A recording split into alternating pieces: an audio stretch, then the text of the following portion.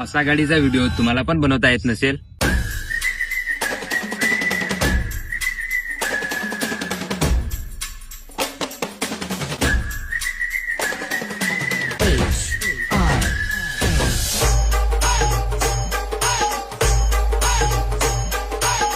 तर आज आपण हे बघू की असा व्हिडिओ कसा क्रिएट करायचा।